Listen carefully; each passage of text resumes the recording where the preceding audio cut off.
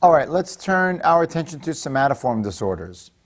Somatoform, again, in case you've heard this word throughout our course here, is based on the word soma. Soma is Greek for body. So somatoform disorders are those disorders where there are physical symptoms expressed by an individual with actually no medical explanation for that condition.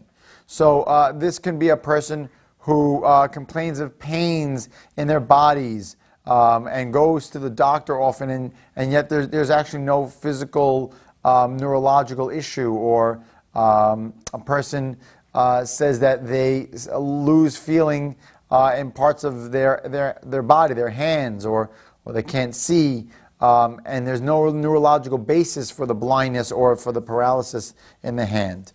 It can go so far as women who say that they are pregnant, and actually when they go to the doctor, even though the body, even in response to the mind, becomes bloated, as if it looks like a woman may be pregnant, and they'll go to the doctor and there is no pregnancy. So very powerful types of conditions.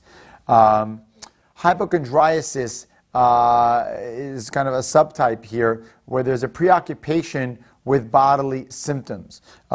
Fear of having disease and illness, so afraid that I have a brain tumor, afraid that I have various number of medical conditions, and despite going to doctors who tell them, you are all right, there's nothing wrong with you, a person persists in having this. So hypochondriasis is almost a combination of somatoform along with anxiety disorder. A conversion disorder is more specifically when a person has neurological symptoms without medical cause. So I alluded to this earlier before with paralysis of the hand or blindness. And these are types of conversion disorders where there is no medical cause for these neurological symptoms. These are quite rare in general.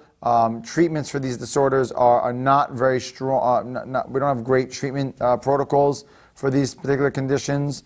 And again, very often we pick up on them because people show up to medical doctors and are tested for their complaints, and there's no foundation for them. All right, that's it for this area.